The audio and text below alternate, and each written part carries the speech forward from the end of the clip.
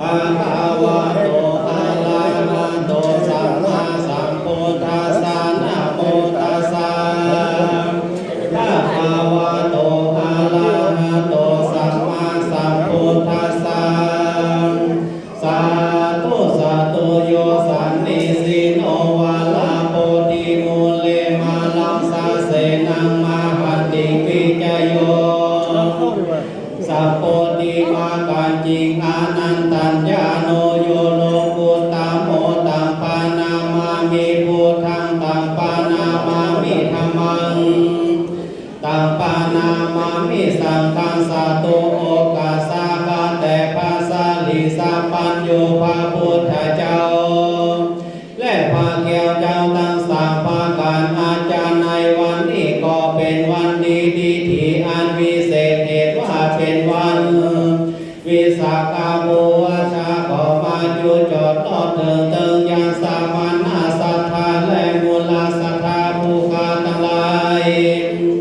จึงได้พากันสนมองค์ไปโตแต่งพร้อมน้อมนำมายังมาทูบูผาลาจาดวงดอกเขาตอกดอกไม้ลำเตียนพร้อมดังน้ำขมิ้นทรงปล่อยมาทาปูจานำมาถวายเป็นพุทธปูจาแก่องค์สาลีสัพพัญโยพระพุทธเจ้าและพระแก้วเจ้าทั้งสามประการในสถานะอันวิเศษวัดพระธาตุจอมแจ้งที่นี้บัดนี้ผู้ข้าขออาราธนาพระพุทธเจ้าพระธรรมเจ้าพระสังฆเจ้าพระธาตุจอมแจ้งแห่งงานนี้จุงมาได้มีธรรมเมตตาวายนาเป็นปฏิกาหาหับเอา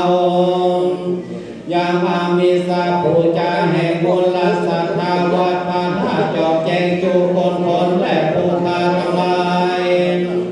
ได้นำมาทาปานาปูจาตั้งไว้ยาตั้งอาการของสองนาภาคาไหลดีละตาหน้าผ่านแผ่วพระแก้วเจ้าสามประการเพื่อถวายเป็นพุทธปูจาขอแผ่บุญมหากุศลไปหนึ่งไปถึงไปหลอดจัง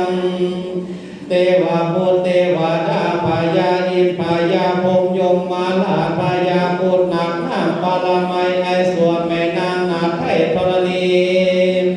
พาเสือว่าเสือว่าด้วยเตจาภาลาบุญกุศลอันผู้ข้าตั้งหลายได้เนื้อถวายอาตานน้ำทรงปล่อยเป็นพุทธปูจาเป็นนาตานในตีคากาลาบัดนี้ยามนี้เป็นบุญกุศลเฮาท่านตั้งหลายได้การท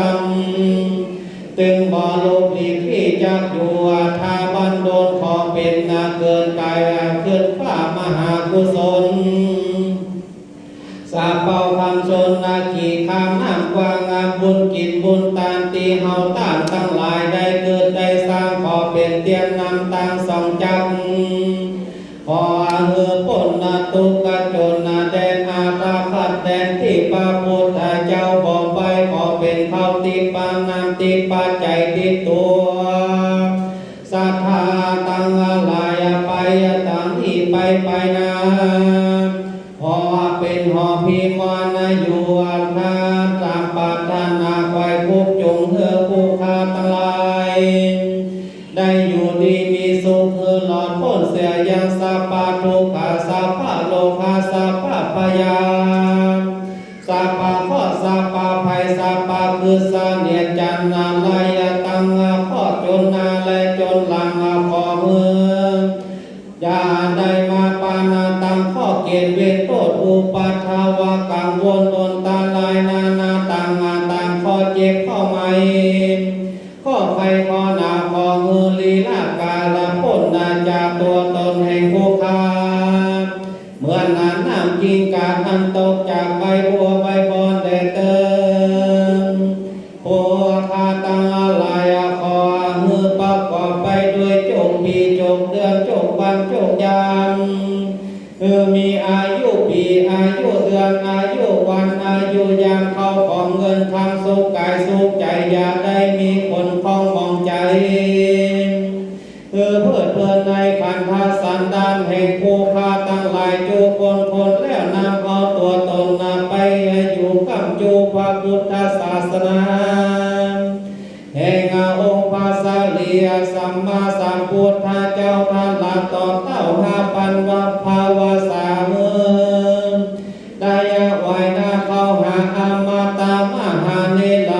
เป็นตีแล้วอย่าได้การนั่นจงจะมีเตียงแต่ดี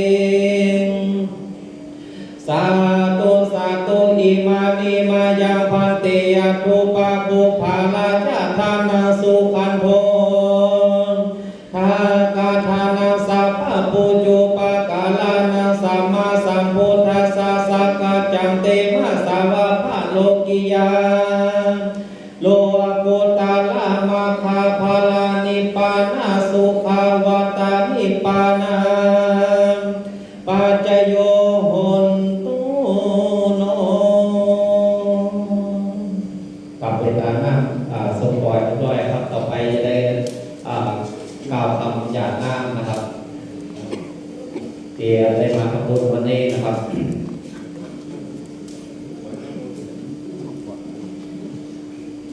ครับธรรมโมพร้อมการสั่งครับตอนนั้นจะเจอท่านพนมมือนะครับอิ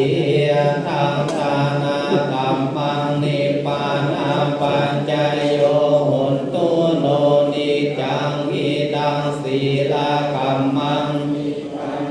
ปัญจโยโหนตุโนนิจังอิทังภาวนากัมมังนิปปานาปัญจโยโหนตุโนยังกิจจิโกสาลังปังปังกัมมั